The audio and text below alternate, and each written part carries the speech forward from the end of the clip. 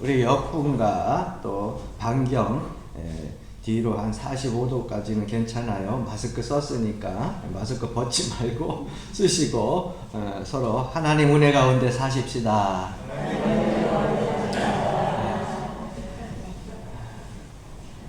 힘들고 어려워도 자꾸 기쁘게 즐겁게 여러분들 마음 평안하게 그렇게 소망 가운데 사시기를 바랍니다. 오늘 이 본문 말씀을 통해서 시편 기자의 신앙과 행복의 가치 기준을 우리가 함께 좀 생각해 보려고 합니다. 사람이 살다 보면 어떤 사람과 가까이 하느냐, 어떤 사람과 잘 어울리고 있느냐, 그것에 따라서 그 사람에게 복이 되기도 하고 또 어떨 때는 화가 되기도 하는 것을 보게 됩니다. 그래서 어린 아이들도 부모들이 자라날 때 친구를 사귀면 그 친구에 대하여서 부모가 잘 알고, 그리고 좋은 친구면 더 가까이 잘 새기라고 하고, 나쁜 친구가 있으면 나쁜 친구 새기지 말라고 자꾸 이야기를 합니다. 왜? 자라나면서 그 아이가 좋은 친구를 새겨서 좋은 영향을 받으면 좋지만 나쁜 친구를 새기게 되면 또 나쁜 영향을 받기 때문에 그 자녀가 잘 되게 하기 위해서는 좋은 친구 새기게 하고 또 주변에 좋은 훌륭한 사람들 만나게 하는 것, 이것이 부모의 마음일 겁니다. 지금 우크라이나에서 사실 군사 전쟁이 일어나고 있어서 세계가 다 걱정하고 있는데 자국민들도 전쟁 종식을 위해서 하지 말라고 데모도 하고 있지만 참 평화 때문에 많은 세계 나라들이 기도하고 안타까워하고 있어요. 또 그것이 또 우리 이 나라에 미치는 경제적인 영향도 있고 또 안보적인 영향도 많이 있게 되니까 우리가 남의 일이라고 볼 수가 없습니다. 우리나라는 전쟁을 참 많이 치른 나라 아닙니까? 그래서 6.25 전쟁 직후에도 보게 되면 사실 고아가 많았잖아요. 고아가 얼마나 많았어요. 그래서 그때 제가 어렸을 때 위에 선조들로부터 들었던 얘기들이 있어요. 슈쌈보이, 하우스보이 이런 얘기 여러분들 들어보셨죠? 고아들이 갈 데가 없어가지고서 길거리에서 떠돌아다니니까는 미군 부대에 그곳에 가가지고서 그들 잔일 그런 것 식당에서 그런 데서 일하면서 도와주는 아이들 가지고 슈쌈보이 또 그렇게 얘기를 했잖아요. 그런데 그 가운데에서 미군에 있어 주둔하고 있었던 미군들이 뜻이 있고 생각이 있는 그러한 군인들이 의외로 많았습니다. 그래서 그 슈쌈보이나 하우스보이들, 그 고아들이 일하는 것을 보면서 아이들이 좀 책임감이 있고 또 정직하고 또 성실하면은 잘 받았다가 전쟁이 끝나고 자기의 본국으로 돌아갈 때에 그냥 가지 않고 그 성실하고 정직한 아이들을 불쌍하니까 자기 나라로 데리고 가서 양자로 삼아가지고, 왜 우리나라에서는 뭐 먹는 것도 교육받는 것도 힘드니까 그곳에 가가지고서 정말 자기 자식처럼 아끼면서 최선을 다해서 양육을 하게 됩니다. 그래서 그곳에서 훌륭한 의사도 나오고 또 교수도 나오고 또 뿐만 아니라 훌륭한 목사님도 나와가지고 그때 받은 은혜를 가지고서 오늘 이 시대에도 우리 한국에 와가지고서 헌신하고 봉사하는 그런 훌륭한 분들이 얼마나 많은지 몰라요. 고아와 같이 버려졌던 그러한 슈시안보이, 하우스보이, 그러한 고아들이 좋은 사람들을 만나가지고 뜻이 있는 그러한 사람들을 만나가지고 훌륭한 사람으로 바뀌어가지고 사회에 환원하고 기부하는 것들을 우리가 보게 되지 않습니까? 그러니까 사람을 좋은 사람 만나도 우리에게 미쳐지는 영향이 이렇게 커다란 복으로 돌아온다고 하는데, 하물며 여러분 이 천지 만물을 지으신 하나님을 가까이 하고 또 나의 주인이 되신 예수 그리스도를 나의 가장 좋은 친구로 삼는다고 하면 사람들이 받았던 그 복보다 더 큰 복을 누리지 않을까 하는 생각을 우리는 하지 않을 수가 없습니다. 그래서 오늘 시편 기자는 한번 따라합시다. 하나님께 가까이 함이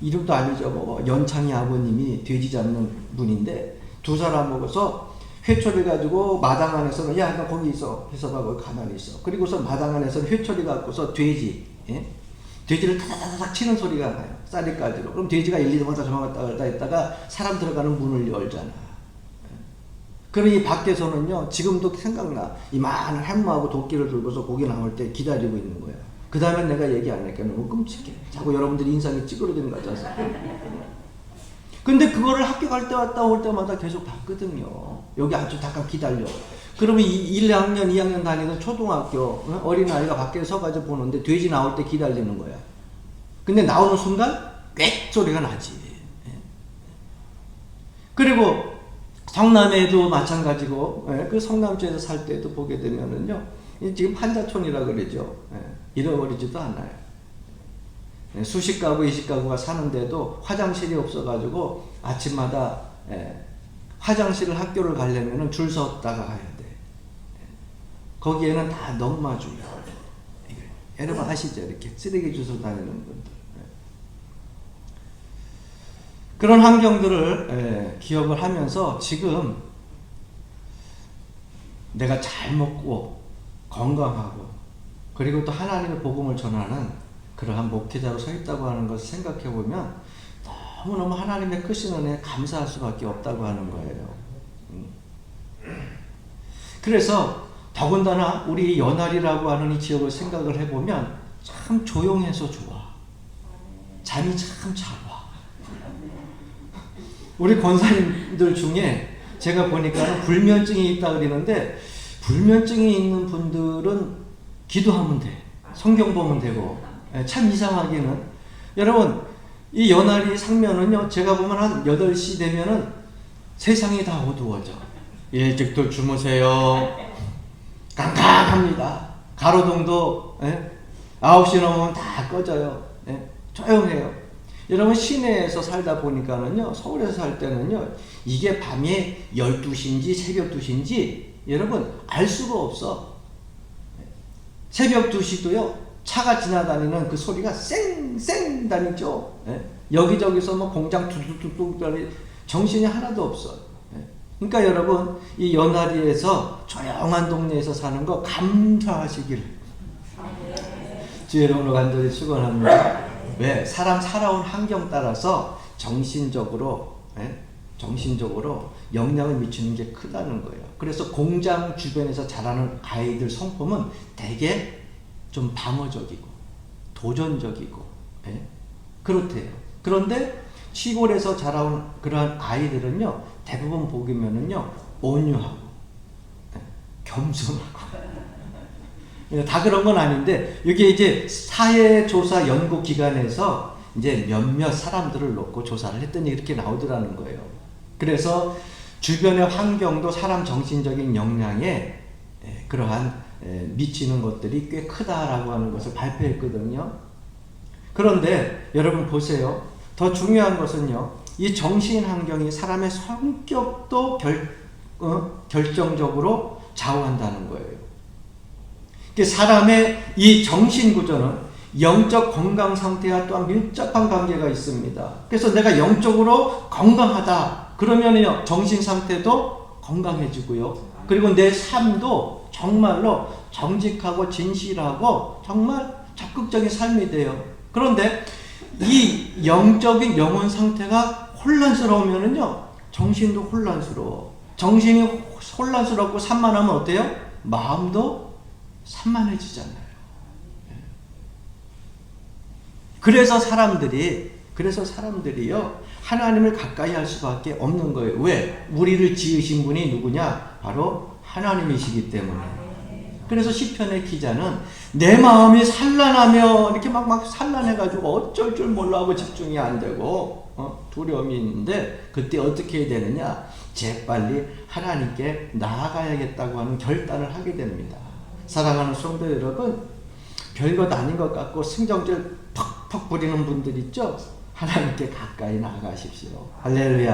네?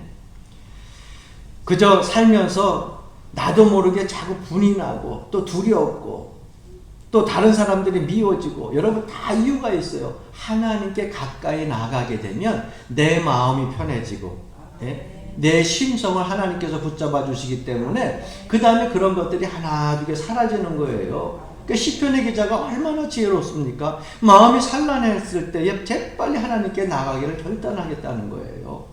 그래서 우리 인간은요, 마음의 평안을 얻으려면, 진정한 행복을 찾으려면 하나님께 가까이 나가볼 수밖에 없는 존재라는 겁니다. 두 번째, 왜 우리가 하나님께 가까이 나갈 수밖에 없느냐? 오늘 22절 말씀에 보게 되면 내가 이같이 우매무지함으로 주 앞에 짐승이오나 이렇게 기록하고 있어요. 즉 사람은 짐승처럼 우매무지한 존재이기 때문에 그렇습니다. 에이 목사님, 사람이 뭐가 짐승 같아요. 그런데 여러분 보십시오. 우리 사람들을 하나님께서요 가장 지혜로운 그런 존재로 만들어 주셨어요.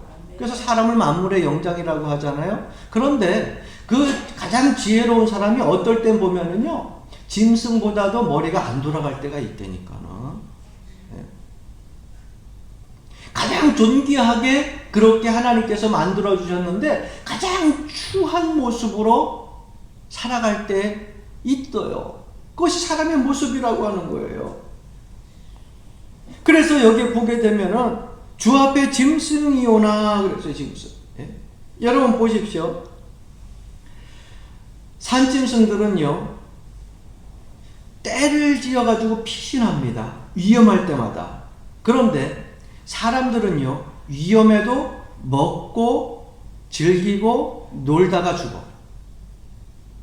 그러니까 짐승보다 못할 때가 많이 있다는 거예요. 그러니까 짐승들은 위험하다고 하는 것을 감지를 사람보다 빨리 한다는 거예요. 여러분 장마철이 이제 6월달, 7월달, 8월달 되면서 우리나라 장마철 오게 되면 점점 요즘 보면은 비 오는 우량이 많아지잖아요. 그런데 장마철 때가 되면은요 개미를 보면 안다는 거예요. 개미가 자기네들 집을 높이 뚝뚝 쌓듯이 높게 쌓는데 그러면요 이 비가 많이 온다는 거라는 거예요. 제주도에 있는 사람들은요 기상청에서 얘기를 하지 않아도 비가 많이 올 건지 안 올 건지를 그들은요 짐승들을 보고 안다는 거예요. 거기에는 이제 방목해서 키우는 짐승들이 많잖아요. 소나 말이나. 그래서 이렇게 보게 되면 특히 소 같은 경우에는 짐승들을 그렇게 방목을 해서 키우게 되면은요 날씨가 좋을 때는요 한라산 정상을 보면서 자고 높은 데 있는 풀들을 뜯어 먹는다는 거예요. 그런데 비가 올 것 같으면 점점 내려와 가지고 아래쪽에 거하면서 아래쪽에 있는 풀들을 뜯어 먹는다는 거예요. 그런데 사람들은요 날씨가 좋을지 안 좋을지 짐승들보다 사실 잘 못 맞출 때가 많이 있다는 거예요. 그래서 우매무지한 우리 사람들이 누구를 찾아야 이전의 모습으로 돌아갈 수 있느냐, 지혜로운 사람으로 돌아갈 수 있느냐, 존귀한 사람으로 돌아갈 수 있느냐, 하나님을 가까이 하고 하나님을 찾아야 우리가 그러한 지혜롭고 존귀한 사람으로 돌아갈 수 있다고 시편의 기자는 말하고 있는 겁니다. 할렐루야. 그래서 오늘 시편 기자는 솔직하게 고백을 합니다. 우매무지함으로 주 앞에 짐승이 오나. 도덕적인 것들, 윤리적인 것들, 이런 것들을요 다 양심적인 것들을 다 어떻게 보면은 버렸어요. 이성을 잃고 사람의 본성을 잃고 짐승처럼 되었다는 거예요. 왜? 하나님을 떠났기 때문에. 여러분 복중에 있는 생명은요 엄마의 탯줄과 연결된 생명체예요. 그렇죠? 그렇기 때문에 모태를 떠나면 아무것도 안 돼요. 거기서 어쨌거나 10달 동안 있어야 되고요. 그렇죠? 세상 나오기 전에 만약 그 안에서 뭔 일 생기면은 세상을 떠나는 거예요. 죽는 거예요. 마찬가지입니다. 우리 인간의 생명의 근원이 되시는 분이 누구냐? 바로 하나님이에요.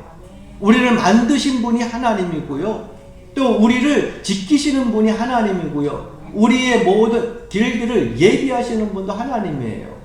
그러니까 하나님과 떨어져 있으면은 살았으나 죽은 자다. 성경이 그렇게 말씀하고 있잖아요. 그러니까 하나님을 모르고 살아가는 사람들, 이 세상에 참 어떻게 보면은 시체들이 즐비하다고 볼 수가 있는 거예요. 오늘 이 본문 말씀 27절에도 보게 되면 무릇 주를 멀리하는 자는 망하리니 음녀같이 주를 떠난 자를 주께서 다 멸하셨나이다. 이렇게 말씀하고 있어요.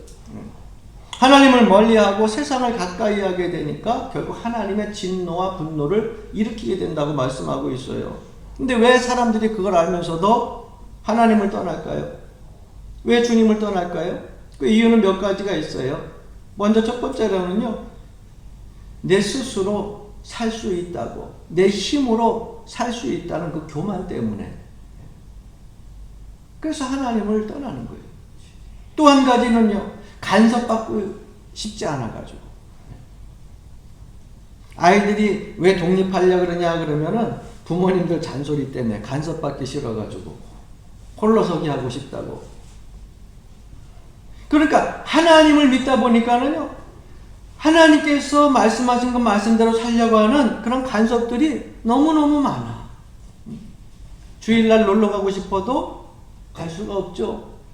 주일날 다른 일을 하고 싶어도 갈 수가 없죠. 사람들하고 내 마음속에 있는 분이 날 때 나도 다른 사람들처럼 그냥 아다다다다 하면서 화를 내고 싶은데도 낼 수가 없죠. 예수 믿으니까. 맨날 손해보고 살아야 되는 것 같고. 여러분 손해보고 되게 많잖아요.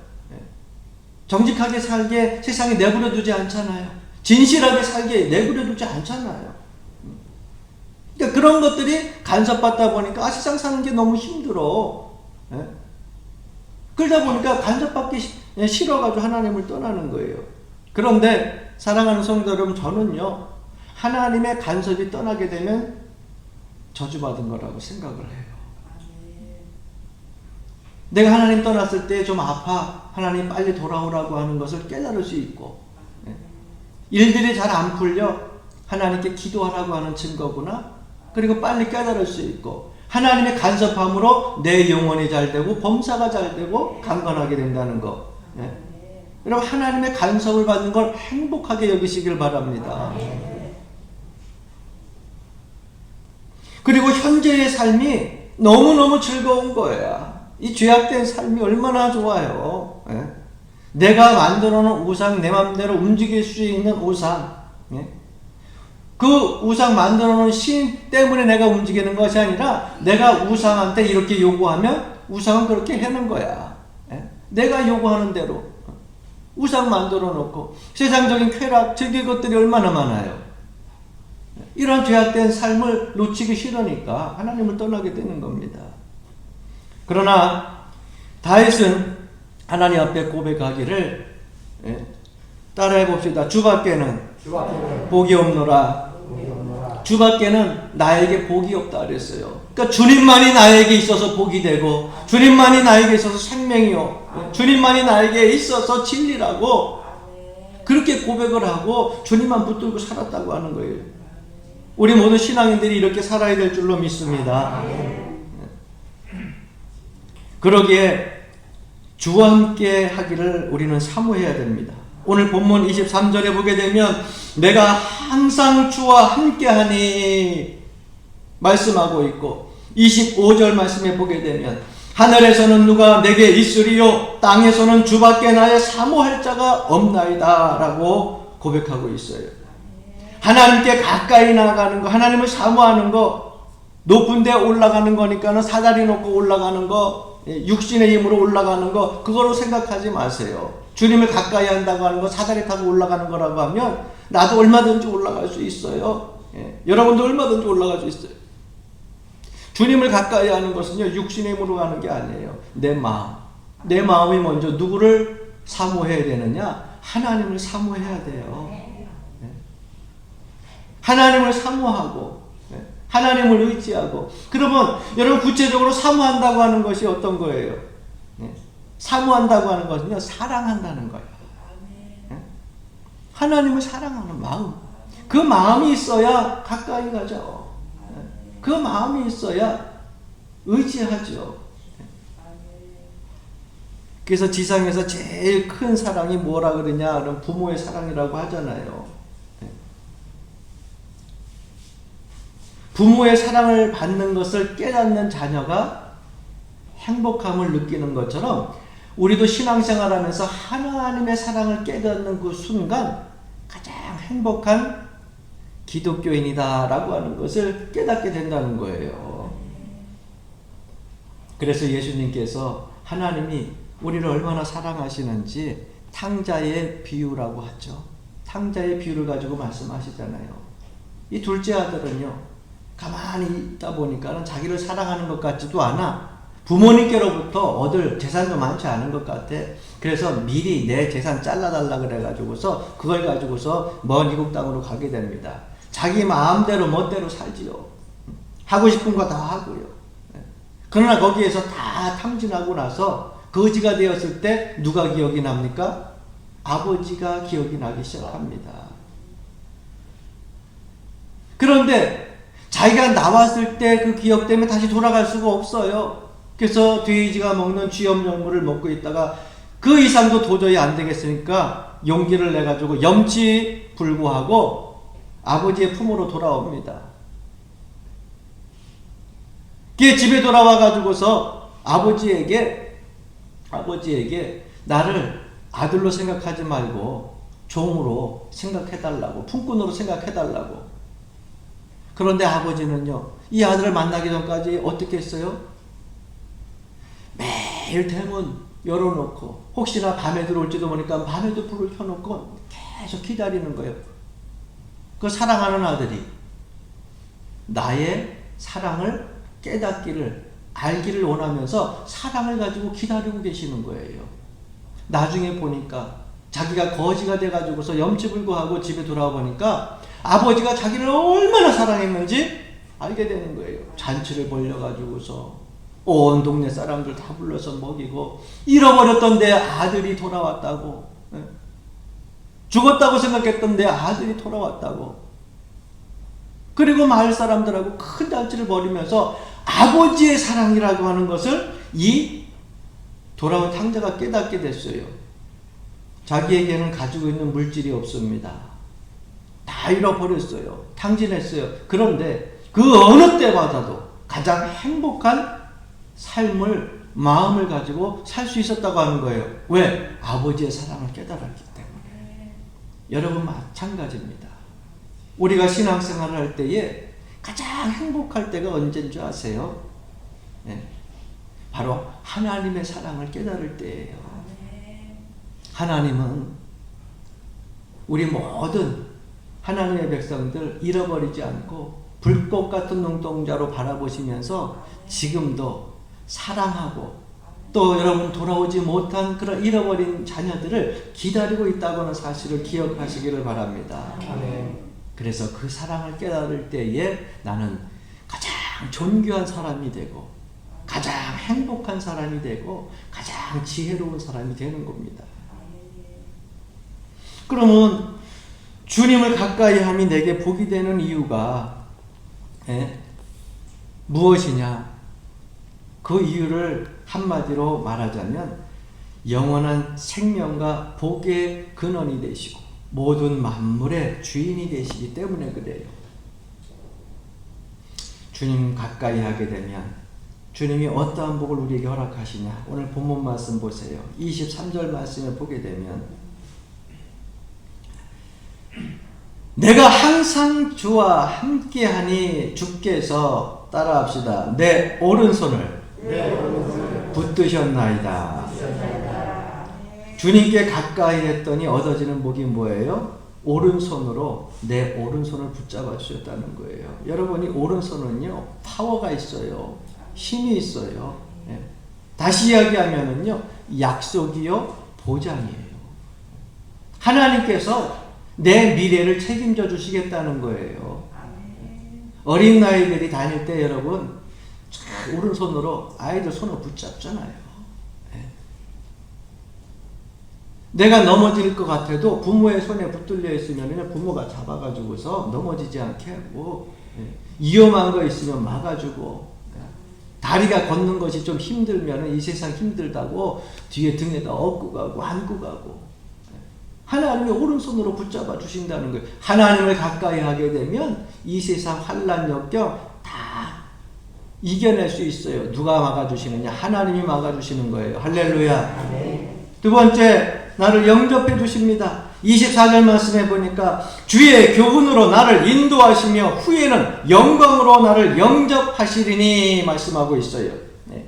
능력의 축복의 손으로 나를 붙잡아 주시고 인도하시는 것뿐만 아니라 푸대접하지 않고 어떻게 하냐? 영광스럽게 영접해 주시고 영광스럽게 환영해 준다는 거예요. 할렐루야. 옛날 신방상 기억나세요? 지금은 그런 그림들이 없지만 옛날 신방상은요 대부분 보게 되면 예수님이 재림하셔가지고 천상에 쫙 하나님의 백성들이 구름 위에서 주님을 맞이하고 영접하고 찬양하는 그러한 성화들이 있었잖아요. 여러분 우리를 맞이하는데 우리가 무엇이 간대? 우리가 무엇이 간대? 이 사람한테 치이고 저 사람한테 치이고 환경에 치이고 물질에 치이고 그렇게 살던 사람들인데 하나님을 가까이 하며 하나님이 푸대접하지 않고 영광스럽게 우리를 영접해 주신다는 거예요. 할렐루야. 이런 축복을 어느 것하고 비교할 수 있겠어요. 마지막 세 번째로 영원한 분깃이 되어 주십니다. 오늘 26절 말씀에 보게 되면 내 육체와 마음은 쇠약하나 하나님은 내 마음의 반석이시요 영원한 분깃이시라 말씀하고 있어요. 여러분 분깃이 뭡니까? 분깃이요. 요거를 번역해서 우리가 좀 쉽게 알아듣게 그렇게 표현하면은요 나의 몫이야. 하나님은 영원한 분깃이시라. 뭐예요? 나의 몫이라는 거예요. 요즘 보면은 주변에 있는 분들이 가끔 주식 얘기를 해요. 그래서 뭐 젊은 청년들이 뭐 주식 얘기도 하고 그래서 이런 얘기들 하니까 주식 갖고서 젊은 사람들이 많이 보니까는 벌기도 하더라고요. 그런데 여러분 우리나라의 뭐 대표적이고 또 세계적으로 알아주지만 예를 들어가지고 여러분들 삼성 뭐 아니면 현대 이런 데 주주에 여러분들이 한 15%에서 한 20% 여러분들이 지분을 갖고 있다고 생각을 해봐. 행복하지 않아요? 얼마가 되는지 모르니까 15%라니까 그냥 담담히 있는 거야. 15%는 되지. 뭐 그래서 생각을 해보세요. 어마어마한 대기업에 내가 지주를 만약에 15% 20% 정도 갖고 있다고 생각을 해보세요. 그것만 해도 얼마나 참 무지한 그러한 큰 재산인데 여러분 하나님이 영원한 분깃 나의 몫이 되신다라고 하는 것은 내가요 하나님과 가까이 하고 있으면 하나님이 가지시고 있는 것에 그 분깃이 누구의 것이라고요? 내 것이라고. 할렐루야. 그러니까 여러분 하나님 가까이 하면은요 어마어마한 놀라운 축복이 우리에게 임한다는 거예요. 내가 아침에 일어나고 먹고 그리고 또 저녁에 자고 그 다음날 일어나 먹고 내가 입고 내가 살아가는 이 모든 것들 하나님께서 영원한 나의 분깃이 되어주셨기 때문에 내가 이렇게 살고 있다고 하는 사실을 우리가 깨닫는 그 순간 우리의 삶은요 기쁨이 즐거움이 행복함이 가득 차고 넘치게 되는 겁니다. 할렐루야. 하나님 때문에 잘 입는다고 생각하세요. 하나님 때문에 잘 먹고 산다고 생각하세요. 내 남편 때문에 내 아내 때문에 그러면서 물질적인 것도 있지만 하나님이 그만 와라. 그러면은요 수백억의 재산이 있어도 와라 그러면 가는 거야. 난 불과 몇 년 전만 해도 나는 삼성의 그 회장이요 한 12년 뭐 10년 한 100살까지 살 줄 알았어. 사람의 생명이 그래요. 근데 그 하나님이 나의 영원한 분깃이 된다는 거예요. 나의 목. 이것을 하나님께서 나에게 주셨다는 거예요. 그러므로 세상 살 때 제발 우리 사랑하는 성도 여러분들, 목사님 그저 맞이 못해 살아요. 죽지 못해 살아요. 그저 왜 이렇게 사는지 몰라. 하나님 빨리 데려가셨으면 좋겠어. 가끔가다 차은회 갈 때 그런 분들이 몇몇 계셨는데 이후로 그런 소리 하지 마시길. 그저 하나님이 주신 생명 존귀히 여기고 기쁘게 여기고, 아유 그저 하나님이 건강하게 장수하게 하셔서 더 귀한 사명 진짜 아주 쪼글쪼글해질 때까지 잘 감당하다 갔으면 좋겠어요. 그렇게 얘기를 했으면 좋겠어. 할렐루야. 그건 내가 힘이 나고 얼마나 좋아요. 여러분 그렇게 얘기 안 해도 하나님이 때가 되면 다 데리고 가셔. 걱정 안 해도 돼. 그냥 죽고 싶으면 끌지 마시고, 주신 생명 하나님이 주신 거예요. 하나님께서 여러분들 몫으로 주신 거예요. 그 몫으로 주신 거면은 다 쓰고 가야지. 뭐 일찍 가려고 그래. 사랑하는 성도 여러분, 하나님께 날마다 더 가까이 나아가는 신앙, 하나님께 더 밀착되어서 든든한 믿음을 가지고 하나님께 꼭 붙어있는 그러한 신앙이 되시길 주님으로 간절히 축원합니다. 그래서 하나님의 오른손에 온전히 붙들려서 이 험난하고 혼탁한 세상 소망 가운데 찬송하며 승리하며 걸어갈 수 있기를 주 이름으로 간절히 축원합니다.